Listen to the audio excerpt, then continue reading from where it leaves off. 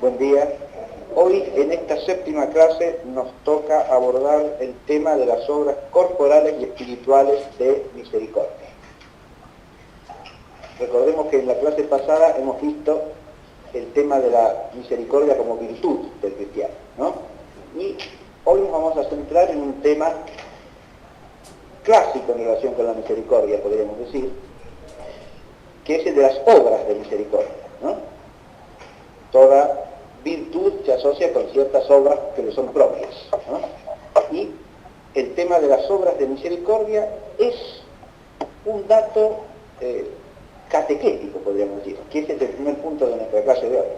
Cuando digo que es un dato catequético, ¿a qué me refiero? A que bajo ese título, y con el orden que le conocemos habitualmente, es algo que viene transmitido por la catequesis, ¿no? Dentro de la Iglesia. Esa transmisión catequética se refleja también luego en una elaboración teológica, ¿no? Si uno va a la Suma de Teología de Santo Tomás, podemos encontrar que hay una elaboración teológica del tema, hay un comentario teológico del tema, un intento de fundar con razones teológicas la suficiencia de ese catálogo, ¿no?, de obras de misericordia, que obviamente Santo Tomás ya conoce en el siglo XIII. Pero si nosotros queremos recoger el dato así, tal cual, tenemos que ir a los catecismos, ¿no? Por eso yo voy a empezar esta clase leyendo un catecismo que no he elegido azarosamente, sino que lo he tomado precisamente porque es un catecismo ampliamente usado en Hispanoamérica y en España durante siglos, ¿no? En realidad los dos catecismos más usuales en castellano fueron, desde el siglo XVI hasta el siglo XIX, los catecismos de Astete y Ripalda, ¿no?, dos sacerdotes jesuitas españoles.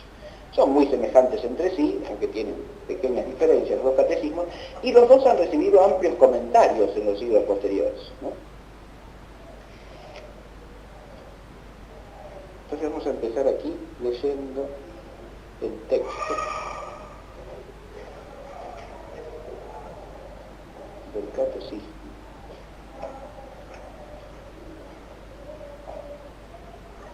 de la doctrina cristiana del padre Astete, don Gaspar de Astete.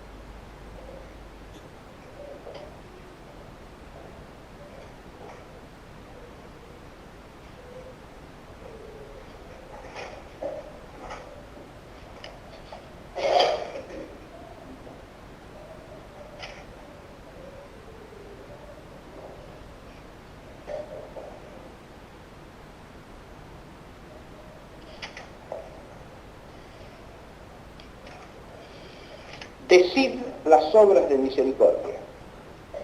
Las obras de misericordia son 14, las 7 espirituales y las 7 corporales. Las espirituales son estas. La primera, enseñar al que no sabe. La segunda, dar buen consejo al que lo ha menester. La tercera, corregir al que yerra. La cuarta, perdonar las injurias.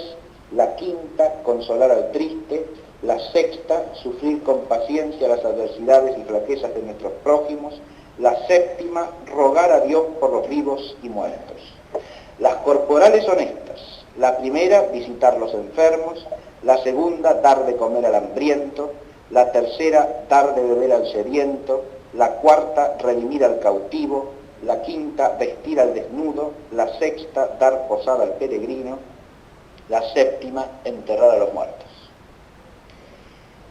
Y después vienen algunas preguntas y respuestas al respecto, que las voy a leer también. ¿Por qué se llaman de misericordia? Es la pregunta. Porque no se deben a injusticia, responde. ¿Cuándo obligan de precepto? En necesidades que a juicio de hombres discretos sean graves. Y por estas obras de misericordia y otras buenas que ejecuta el cristiano, ya sean de precepto, ya de devoción, ¿qué consigue? Si está en gracia de Dios, merecer por ellas aumento de gracia y de gloria, satisfacer con ellas por sus pecados y alcanzar del Señor bienes así espirituales como temporales si le convienen. ¿Y por qué decís si está en gracia de Dios?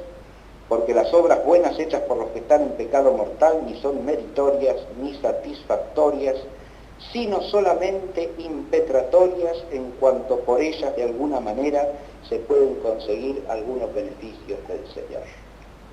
Este es el texto del Catecismo de Astete. Y si nosotros vamos al Catecismo de Ripalda, nos encontramos prácticamente con una redacción más que semejante, casi idéntica, ¿sí? Más o menos lo mismo. Así que no vale la pena leer el otro texto, porque en esta materia son prácticamente iguales. Bien. Adviértase acá que este catecismo, nosotros dije, tiene muchos comentarios, empezado por acá, por la lectura de este texto, como una suerte de homenaje a la obra evangelizadora de España en América, ¿no es cierto? Y de gratitud a esto, ¿no? Y yo dije que hay comentarios, yo conseguí un comentario acá que tengo el texto aquí bajado, en un PDF, que se llama Directorio Catequístico o El Cristiano Ilustrado en la Fe con la glosa universal de la doctrina cristiana, exornada de letras sagradas y humanas.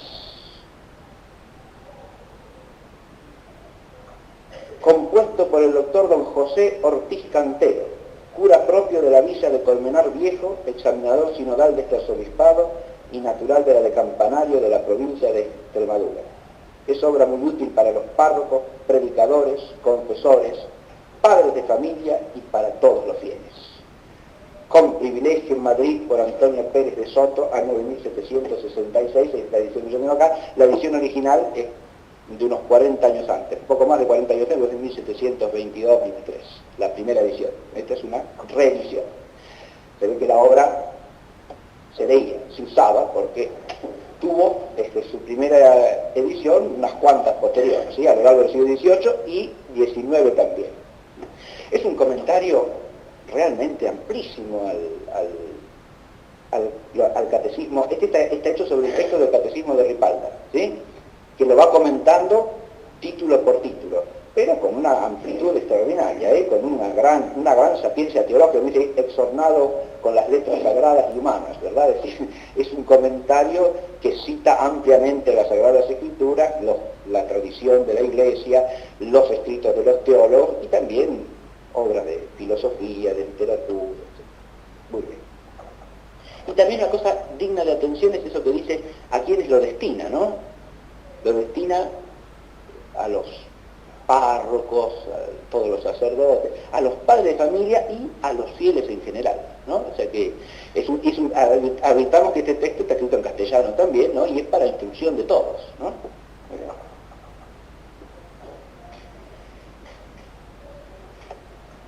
Ahora, este catálogo de las 14, si ustedes han oído bien la lectura que yo hice, que es la misma que reflejo en el esquema de la hoja, ¿sí? Es decir, yo he tomado en el esquema de la hoja el catálogo como lo ponen estos catecismos. Después voy a hacer algún comentario sobre esto, ¿no? Pero ya de entrada puede llamar la atención, por ejemplo, que figura entre las obras corporales de misericordia lo de redimir al cautivo, ¿no? En los catálogos más comunes hoy día, en lugar de esa van a encontrar visitar al preso o socorrer al preso o encarcelado. ¿Está claro? Que en el catecismo de Ripalda y el de Astete lo mismo, está unido en la primera, la que ponen ellos en primer lugar, y que normalmente no se pone hoy día en primer lugar, porque empieza con dar de comer al hambriento, dar de beber al sediento, vestir al desnudo, recién después viene esta otra, de visitar. Él pone visitar a los enfermos y presos, ¿no? Las junta en una. Y donde podríamos esperar visitar a los presos, pone redimir los cautivos. Redimir cautivos. Bien. Ahora, este catálogo tiene claramente un fundamento bíblico. De eso nadie duda. En cuanto a las obras de misericordia corporales, el fundamento bíblico primario y obvio es la perícopa final del Evangelio de Mateo, del capítulo 25 del Evangelio de Mateo, ¿verdad? Es Mateo 25, del 31 al 46. Este texto lo tenemos que leer.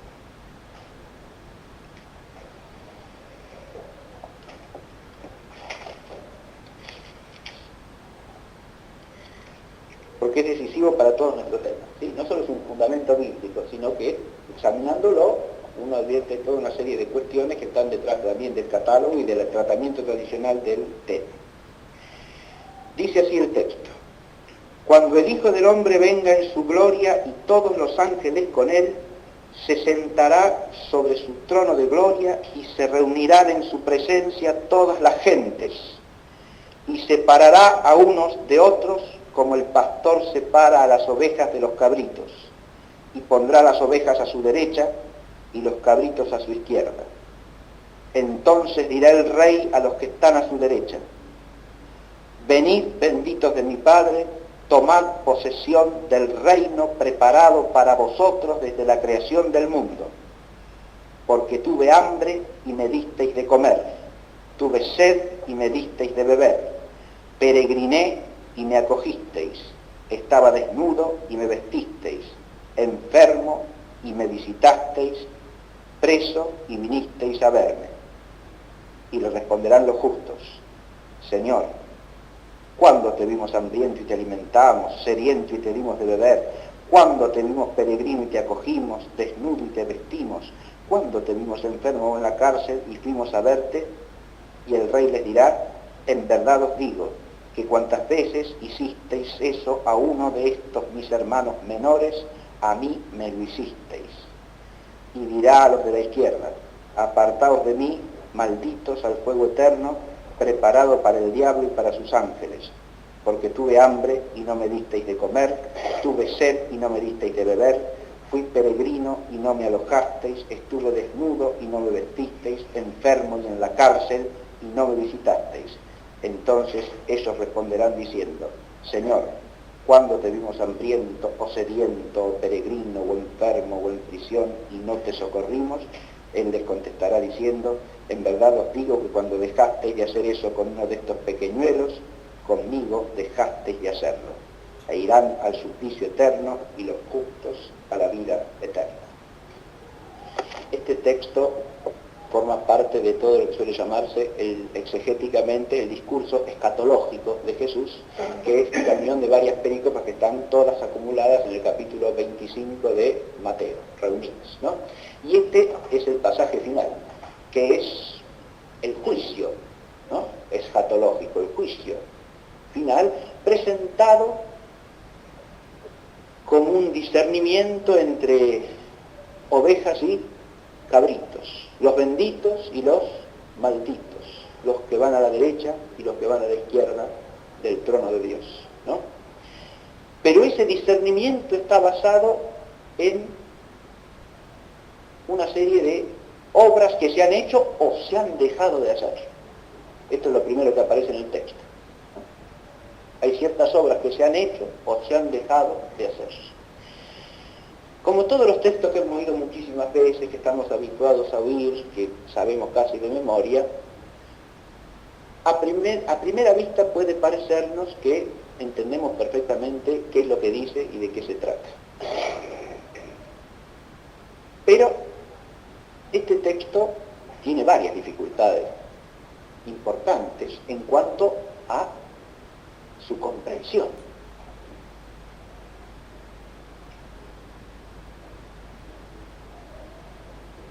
¿Qué dificultades se pueden plantear sobre este texto?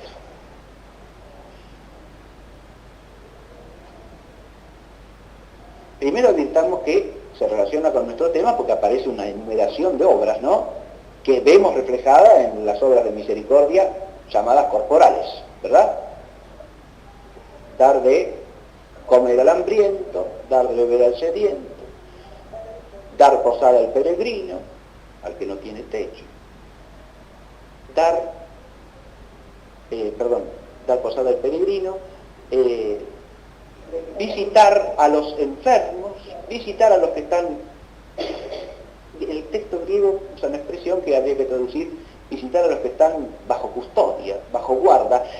Presos puede resultar un poco confuso si uno piensa en las prisiones actuales que en la antigüedad no existían. Hago una aclaración histórica que es importante en orden a la exégesis, porque uno no puede hacerle decir al texto lo que no dice, ¿no? Recordemos que las cárceles de detenidos bajo pena implican la idea de la pena de reclusión, ¿no? Y en aquella época no existía la pena de reclusión. No existía en absoluto. En la época en que está escrito este texto. A nadie por penado se lo recluía. Las penas o eran penas corporales, aflictivas, ¿no es cierto? Latigazos, azotes, mutilaciones de diversos tipos. O eran trabajos forzados, o era la pena de muerte. ¿Está claro? No había otra pena. No había prisiones para que estuviesen encerrados los condenados. ¿A qué? A reclusión, ¿no? Y recordemos también históricamente que la pena de reclusión tiene un origen primariamente monástico. ¿Está claro? Viene de la tradición monástica. Eran los monjes que se los recluía como pena por faltar contra la regla, digamos, ¿no? Y a partir de ahí, esa pena esa idea de recluir a alguien para penarlo, se traslada también al orden civil, tanto en Bizancio como en los reinos de la cristiandad latina, de Occidente, ¿no? A lo largo de los siglos, y se va a ir transformando. Pero la pena de reclusión al modo moderno, con las prisiones al modo moderno, son una cosa que no existe sino a partir del siglo XIX, digamos, ¿no? Y visitar a los presos en el sentido que hoy lo podríamos entender, o como lo postulan ciertos movimientos de espiritualidad, o aquella señora española que desarrolló toda una actividad, ahora no me viene el nombre, pero en España de fines del siglo XIX, principios del siglo XX, ¿no? Que se dedicó a eso precisamente, a la visita de los presos, pero presos en un sentido que no está dicho en la escritura, ¿eh? Está claro, por analogía se puede extender la cuestión, pero no directamente. Eso es una primera llamada de atención exegética. Las cosas hay que entenderlas según están dichas en su contexto, ¿no? La palabra griega que se usa en el texto significa eso, los que están bajo custodia o bajo guardia, ¿no? Como por ejemplo Pablo cuando lo llevan ante él, va viajando y lo llevan para que tenga un proceso en Roma, o está bajo custodia esperando el juicio, ¿no? Ese es un caso perfectamente aplicable a esta expresión, ¿no? Está bajo custodia, está retenido porque va a ser juzgado, ¿no?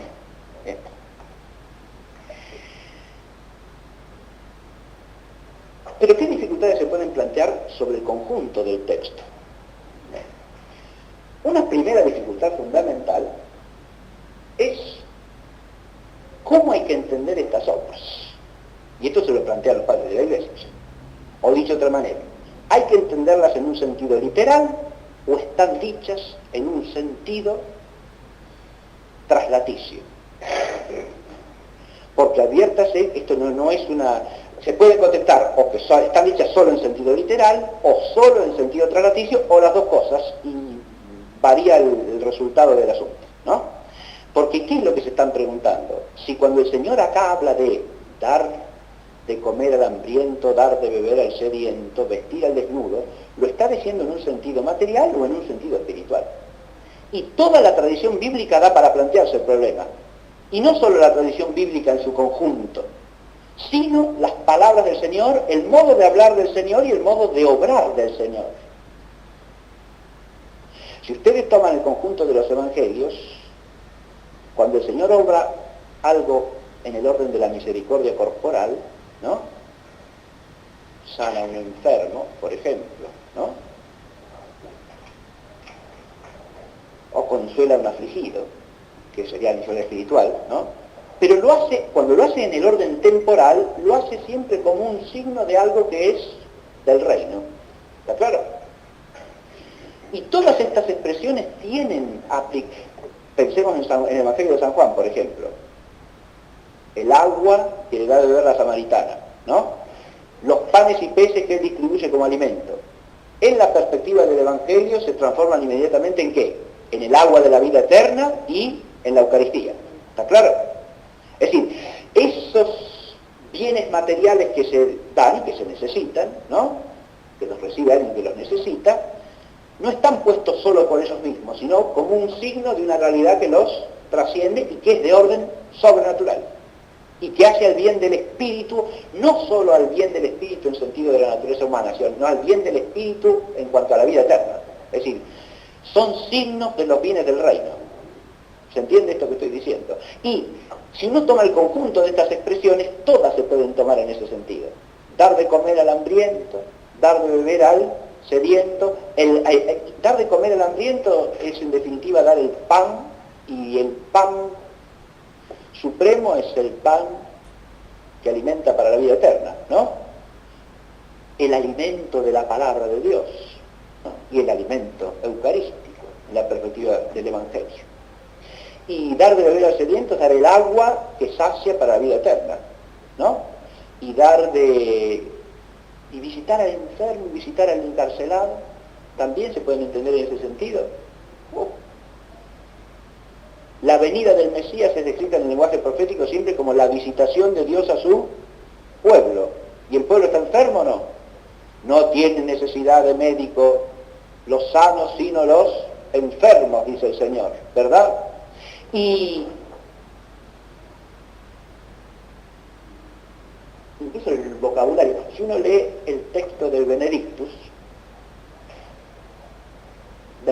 Dominus Deus Israel, qua visitavis et festis redemptionem plebis sui, porque el Señor Dios de Israel ha visitado y ha redimido a su pueblo.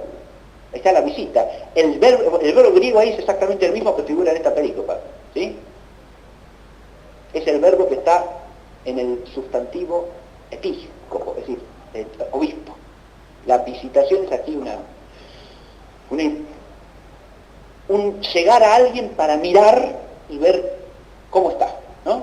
Y qué necesita, ¿verdad? Es la visita. Pero es la expresión griega, en el griego de los 70 del Nuevo Testamento, es la expresión que se usa para la visitación de Dios a su pueblo en el sentido salvífico.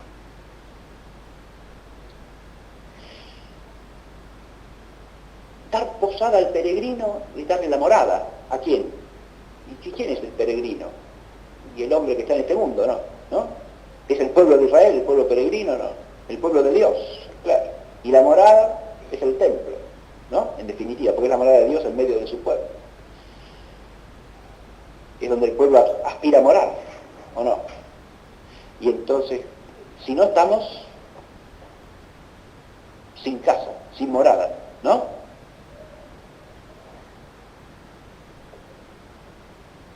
Sigamos a los salmos, el salmista ansía estar en la morada de Dios, en la casa de Dios, ¿no?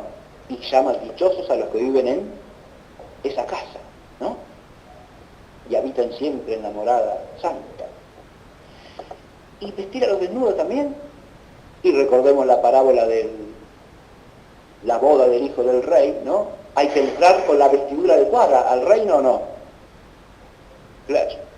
Y si no, estamos como quien está desnudo, ¿verdad? Hay que llevar el vestido de fiesta. ¿Sí? Todas las expresiones tienen un arraigo bíblico que permite entenderlas en un sentido espiritual y material a la vez. ¿Está claro o no? Este es un problema exegético que no está traído de los pelos. Si ustedes van a la Catena Áurea y leen los textos de los padres sobre este pasaje, advertirán que muchos de ellos precisamente, ¿no?, se ocupan de destacar este asunto. Voy a leer algunos por lo menos.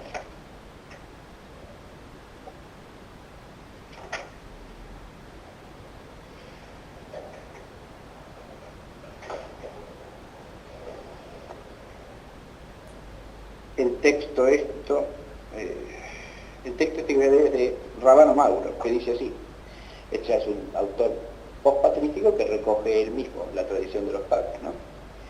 Pues en un sentido místico observa las leyes del verdadero amor, quien al que tiene hambre y sed de justicia le alimenta con el pan de la palabra. o bien le refrigera con la bebida de la sabiduría, y el que recibe en la casa de la madre iglesia al que anda errante por la herejía o por el pecado, y el que admite al que está enfermo en la fe. Está claro, ¿no? Sentido místico, dice el autor, ¿no?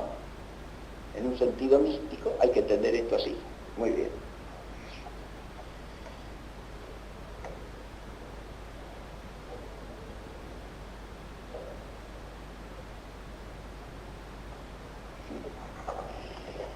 Esta es una primera dificultad que tiene el texto. No es una dificultad insoluble, por supuesto, pero fíjense, si uno interpreta las obras tanto en sentido literal como en sentido místico o espiritual, ya resultaría un catálogo de 12, ¿o no? Las siete obras de misericordia se duplican inmediatamente, ¿no? Porque las leemos primero en un sentido material concreto. Son obras de misericordia corporal. Aquí entramos en un tema que es el de Santo Tomás en la Suma. ¿Por qué? ¿Qué es lo que distingue las obras de misericordia corporal de las corporales de las espirituales, ¿no? No se distinguen porque las sobre el cuerpo o el espíritu, no, obviamente, son todas obras de la voluntad revestida además, investida de la virtud sobrenatural de la misericordia. Siempre se habla de la virtud sobrenatural de la misericordia, ¿no? Lo decía bien el catecismo de Astete que leímos. Estas obras son meritorias en el reino en cuanto que están hechas por la gracia de Dios, ¿no? Y en la gracia de Dios. Bien. Los padres de la Iglesia al comentar el texto siempre destacan ese asunto. O sea que el catecismo de Astete y lo mismo de Ripalda en ese punto no hacen más que repetir toda la tradición cristiana, ¿no? Ya quedarían las 14, pero no son las 7 corporales y las 7 espirituales que tenemos en el catálogo que leímos, ¿verdad? No. Es otra cosa eso. Las 7, de hecho hay una tradición paralela, por ejemplo, la de las 14 obras, que es la de las 7 obras. Y se habla simplemente de las 7 obras, y se las representa, incluso hay ilustraciones a lo largo de los siglos 13, 14, 15, las 7 obras de misericordia. Y en la pintura de los siglos 16 y 17 sigue representándose las 7 obras de misericordia. Hay una famosa tela de Caravaggio sobre el asunto, por ejemplo, ¿no? Las 7 obras de misericordia. Las que están representadas son las 7 corporales, pero, insisto, se las entendía al mismo tiempo en sentido espiritual o místico, con lo cual no se nunca. ¿Qué es lo que distingue a las obras espirituales y las corporales? Perdón, hice el planteo y no terminé la respuesta, ¿no? ¿Qué es lo que las distingue? No que sean hechas con lo que... No que nazcan del espíritu del cuerpo, no, obviamente, porque son todas obras espirituales en ese sentido, ¿no? No cabe la menor duda. Bien. Lo que permite distinguirlas es el efecto que procuran como operación. El efecto de la operación, ¿cuál es? O es si yo hablo de dar de comer al hambriento, dar de beber al sediento, esa obra tiene un efecto de orden material, ¿o no? Tiene un medio material y un efecto material, ¿no? Dar de comer al hambriento, dar de beber al sediento, vestir al desnudo, darle posada al peregrino, ¿no? Implican un bien que afecta a la materialidad del ser humano, a su ser corpóreo, a su vida física, diríamos, ¿no? Y por lo tanto implica disponer de un medio de orden material también. Puede no parecer tan claro eso en algunas de las obras enumeradas en el catálogo de las corporales de misericordia, como el visitar al enfermo o el visitar al preso, ¿no? Porque si uno asocia la visita a llevarle consuelo, a llevarle alivio espiritual, ya deja de ser una obra de misericordia corporal. ¿Se ve? Porque el dar consuelo al afligido es una obra de misericordia espiritual, una obra espiritual de misericordia, no una obra corporal de misericordia. Lo de visitar al enfermo o al preso se entiende como obra corporal de misericordia en cuanto que uno llega hasta ese que está enfermo o está enfermo y por lo tanto físicamente imposibilitado de valerse por sí mismo para procurarse los bienes materiales, ¿no? Para llegárselos, ¿está claro? Para ver qué necesita y hacerle llegar ese alimento, ese vestido que no puede procurarse para sí mismo. ¿Se entiende? En ese sentido es una obra corporal de misericordia. Si lo tomásemos en un sentido más amplio, ya sería otra cosa. Si al enfermo se le allega ropa, alimentos, bebidas, medicamentos que necesite, entonces estamos en la obra corporal de misericordia, ¿verdad? Y lo mismo al que está preso, encarcelado, ¿no?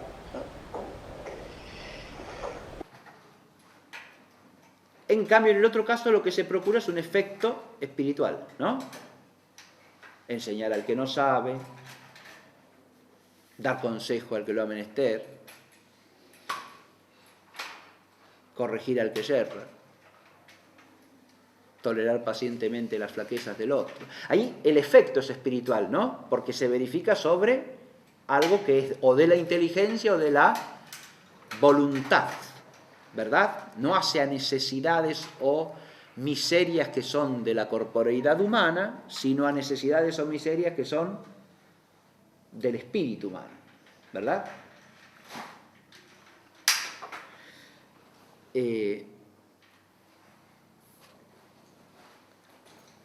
¿Por qué me detuve en esta distinción? Porque si uno parte de las obras de misericordia corporal, tal cual están en Mateo 25, y las duplica con un sentido místico, no aparecen precisamente las obras que hemos dicho sin más, pero pueden estar contenidas, ¿no? Porque si uno habla de dar de comer al hambriento en sentido espiritual, como dice el texto que leí hace un rato de Rábano Mauro, eso ¿cómo habría que entenderlo? Darle el alimento de la palabra de Dios, de la verdad, y estamos en enseñar al que no sabe, ¿o no? Claro. Pero en el sentido de la verdad revelada, ¿está claro? O sea, en orden al reino. Esta dificultad es una dificultad del texto, pero hay otra dificultad en el texto, hay otra dificultad importantísima, ¿no? Segunda dificultad, exegética, notable. ¿Quiénes son aquellos de los que se dice que hay que hacer estas obras? Porque en el texto se habla de cuantas veces hicisteis eso a uno de estos mis hermanos menores, a mí me lo hicisteis. ¿De quién está hablando nuestro Señor Jesucristo cuando dice esto? ¿Es obvio a qué se refiere? Y la respuesta es que no. Podemos dar distintas contestaciones a esta pregunta. ¿A quién se refiere? ¿Se refiere a todos los hombres, sin distinción? Estos mis hermanos menores o mis hermanos pequeños en el Evangelio y en las palabras del Señor es sinónimo de los hombres en general o no? Y más bien parece que no. Cuando Él dice estos mis hermanos pequeños se está refiriendo a determinado grupo, ordinariamente, ¿sí? Primero está usando la expresión hermanos, ¿no? Adviértase. Y esa expresión, si uno toma la totalidad del Evangelio, no se refiere en las palabras del Señor a los hombres en general, ¿eh? Más aún, en su sentido más propio, se reserva a aquellos a los que Él les da la dignidad de hermanos. ¿Sí? Los hace ser hermanos suyos. Recordemos aquella perícopa en que se dice, están tu madre y tus hermanos, y dice, mi madre y mis hermanos son aquellos que escuchan la palabra de Dios y la ponen por obra, ¿no? Fíjense que mis hermanos tienen un sentido cualificado ordinariamente. Eso es otro tema que tratan los comentarios patrísticos. ¿De a quién se refiere eso?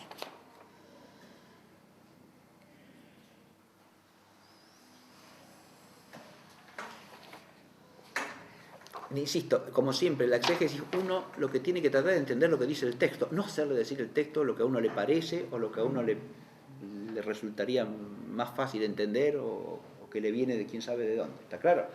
El texto dice lo que dice y hay que entender lo que dice, hay que tratar de entender lo que dice.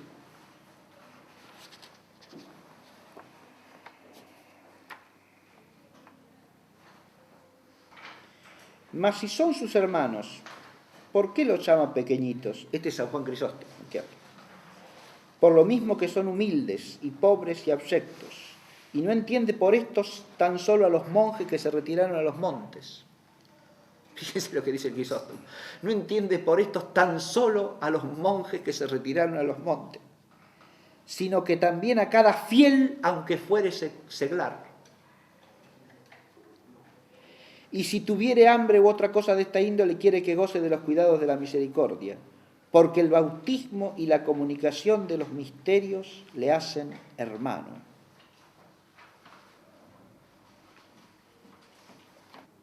San Jerónimo dice lo siguiente: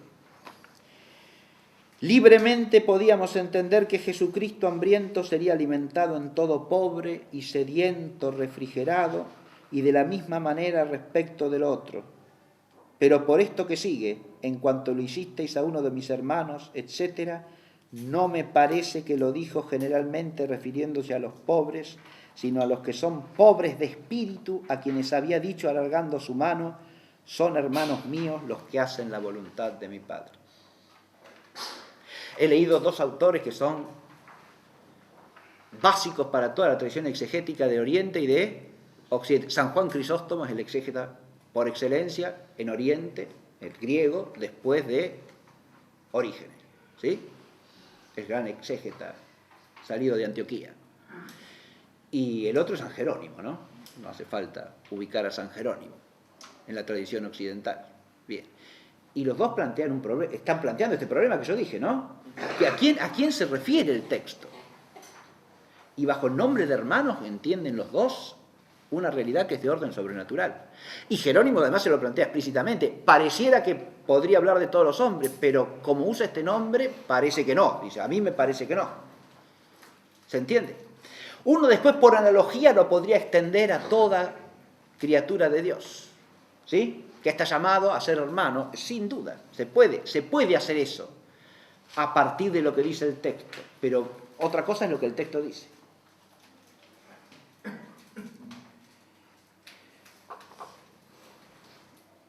Un tercer problema exegético es el de la identificación que hace Jesús con estos hermanos más pequeños, porque lo que se le ha hecho a ellos, se le ha hecho a él, y lo que se ha dejado de hacerle a estos, no se le ha hecho a él, ¿no? Hay una identificación. ¿Qué significa esta identificación? Este es otro problema. ¿Está claro? De hecho, este tercer punto problemático de la exégesis, ¿en qué consiste esta identificación? ¿No? ¿Qué hace Jesús de él con esos hermanos pequeños? ¿No? Esta identificación también está vinculada al problema de los hermanos, ¿no? ¿Qué quiere decir eso de hermano? ¿No? Porque si partimos del concepto de hermano, tal como aparece en todo el Nuevo Testamento, entonces se entiende empieza a entenderse la identificación, ¿no? Porque hay una relación de fraternidad entre aquel a quien se le hace o se le deja de hacer la obra y el Señor.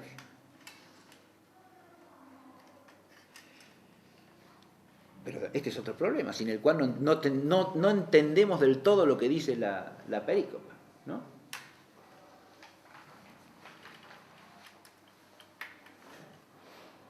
Este tercer problema está vinculado al hecho de que los justos parecen no haber advertido cuando le han hecho eso al Señor, ¿no?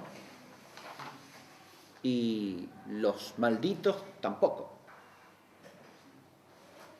Lo cual parece sugerir que hay una dificultad en reconocer la identificación, ¿no? O darse cuenta de esa identificación.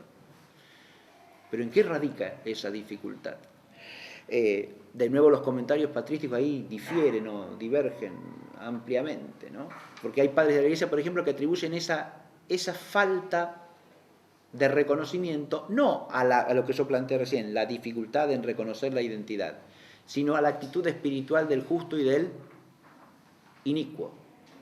Es decir, el justo, como dice, creo que San Agustín, en uno de los textos que cita acá la Catena de Santo Tomás, el justo tiende a no tener memoria de sus propias acciones justas, sino más bien a ver el defecto en las acciones justas que ha hecho. Entonces le cuesta reconocer su mérito. En cambio, esto es lo que lee San Agustín, ¿me entiende? En cambio, el inicuo, al revés, no tiene conciencia de haber faltado y por eso, al ser citado ante el tribunal, ni siquiera se hace cargo de su falta. ¿Está claro? Se hace cargo. Entonces, muy bien.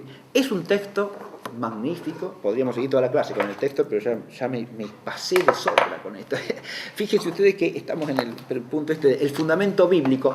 No dije todavía otra cosa. En el catálogo, el catálogo que surge de acá, obviamente es de 6 o de 5.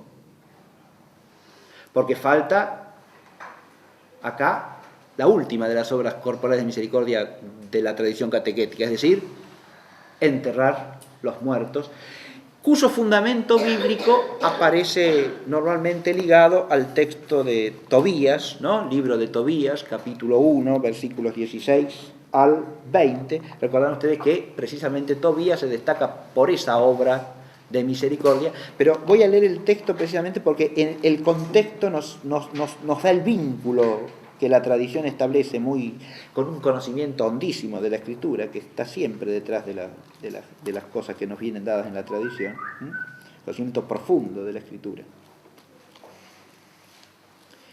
Dice en Tobías: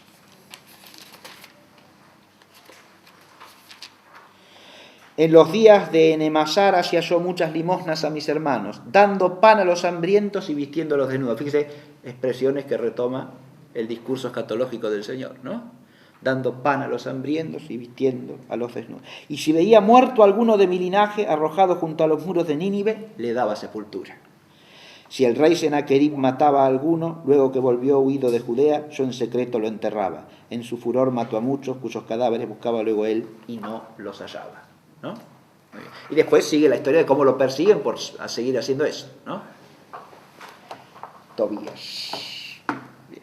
Y con eso se completarían los 7. Dije que si se cuenta por Mateo 25 son 6 o son 5. 5 si se unen en una misma obra de misericordia o corporal de misericordia, el visitar al enfermo y al que está en custodia o preso, ¿no?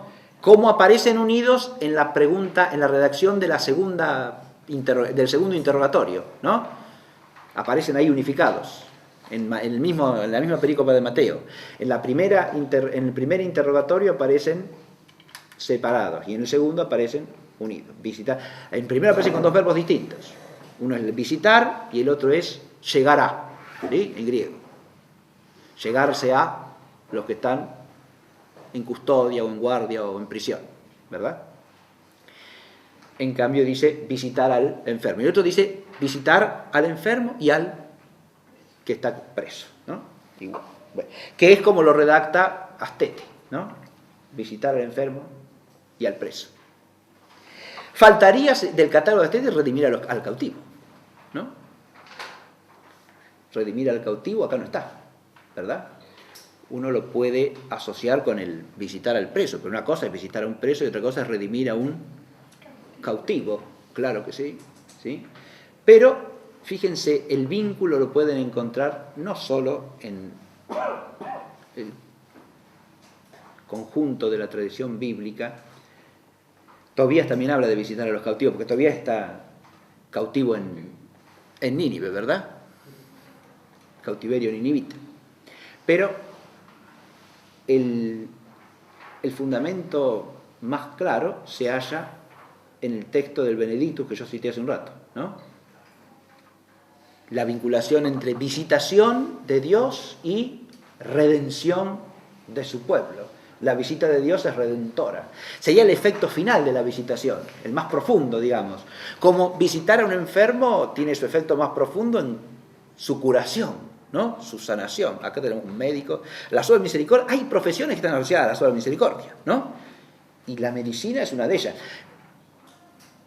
La función de consejero legal, de abogado en orden a lo que es justo, también, porque ese da consejo al que lo ha menester según el orden de lo justo, ¿no? Otra obra de misericordia. Esta de las espirituales, ¿verdad? y el que se dedica a enseñar lo mismo.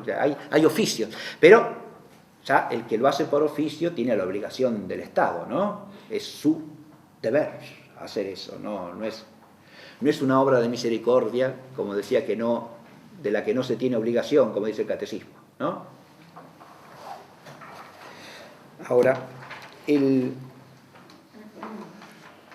la redención de cautivos aparece en la lista, también os voy a decir por motivos históricos, ¿sí? Porque, claro, uno puede ligar esto a la existencia de cautivos y al desarrollo de una actividad de redención de cautivos, ¿no? Yo digo, es un autor español, del Astete, ¿no? Y Ripalda lo mismo. ¿Y había cautivos que redimir en esa época o no? Sí, claro que sí. ¿Y cómo no? Y hacía siglos que había cautivos que redimir, ¿no? Hoy día, yo la puse en el catálogo precisamente porque hoy día también uno puede pensar por analogía, ¿no?, en diversos tipos de cautividad y en la necesidad de redimir a los cautivos, ¿no? Los que están cautivos en el orden material o físico de alguna manera, ¿verdad? Muy bien. Uno puede plantearse también, por último, es el último elemento del número 1, que ya estamos terminando, ¿sí? Bueno, pero ya he ido adelantando todo. Yo quería comentar después cada una de las misericordias en particular, pero no vamos a tener tiempo para eso. Eso lo voy a saltear. Pero Santo Tomás se pregunta si este catálogo abarca todas las obras de misericordia o no, ¿no? Y él trata de dar un fundamento especulativo de por qué es suficiente el catálogo, ¿no? Partiendo de que, bueno, si hay alguna miseria en el cuerpo, o es de esto o es de aquello, por ejemplo, o es de algo que hace al bien interior del cuerpo o al bien exterior, ¿sí? Y si es del bien intrínseco interior, o es el alimento o es la bebida, ¿está claro? Que mantienen la salud del cuerpo. Si es extrínseco, o es de vestido o es de morada, ¿verdad? Y entonces tenemos vestir al desnudo y dar posada al peregrino.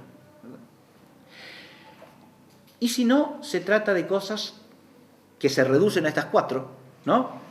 Cuando se visita al enfermo para llegarle lo que necesita, en cualquier materia de estas, ¿no es cierto? Y lo mismo al preso, y tenemos todo.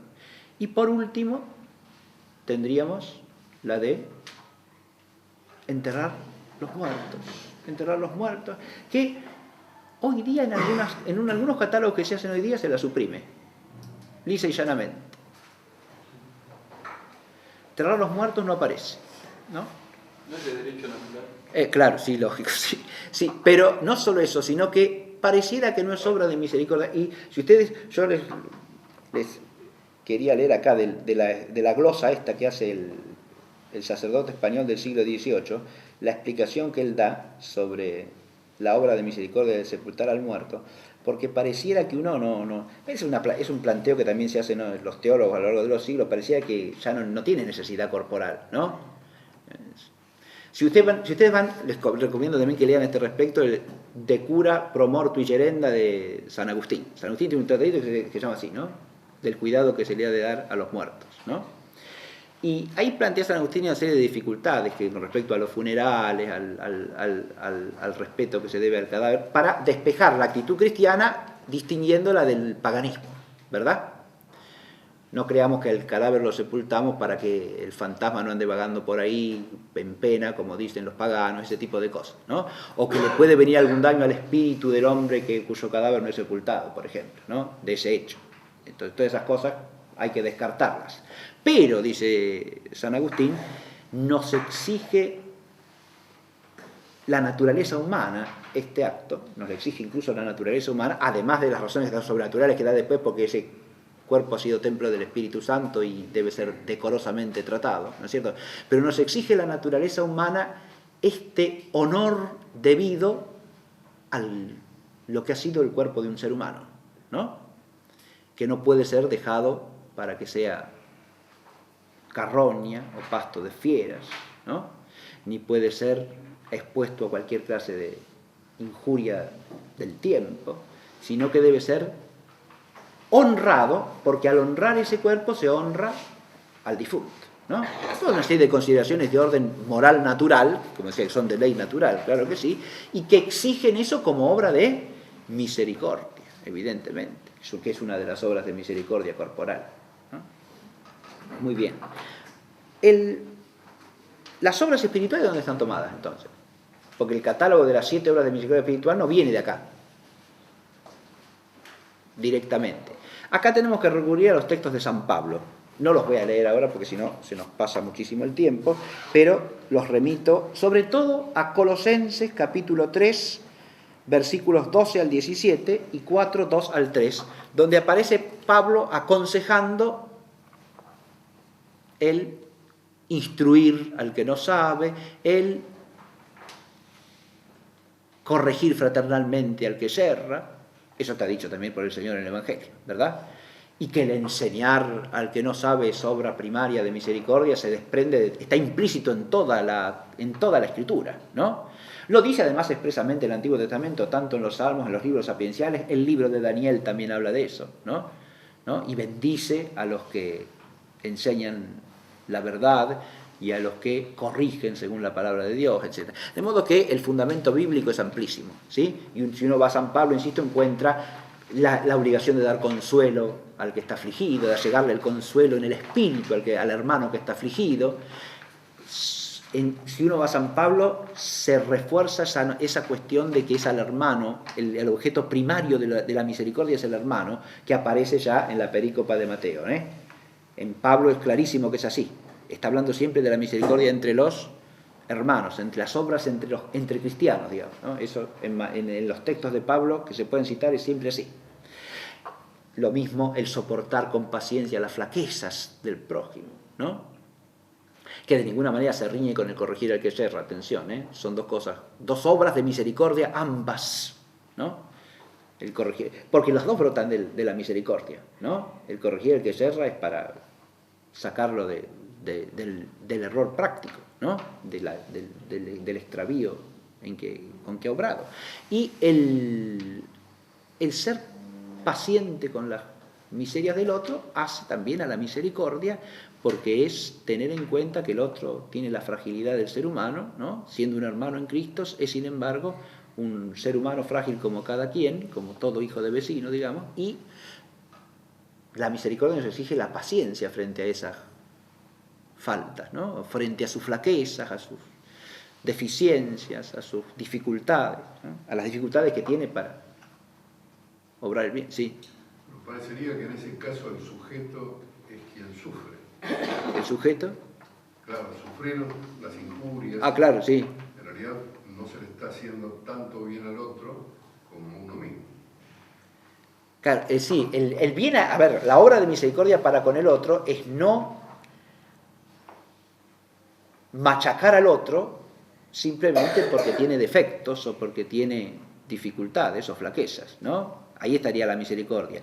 Porque pareciera que si nosotros nos encontramos con el defecto del otro, podríamos inmediatamente sería la consecuencia. Reprimirlo, ¿no? Sería la consecuencia de sufrirlo. ¿La consecuencia de? O sea, no reprimirlo sería la consecuencia de sufrirlo. No reprimirlo sería la consecuencia. Claro, o sea, tenerle paciencia. Tenerle paciencia, claro, sí. Yo le tengo paciencia, por lo tanto no lo agrego. Ah, no, claro, sí, sí. Es una consecuencia de que yo tengo paciencia.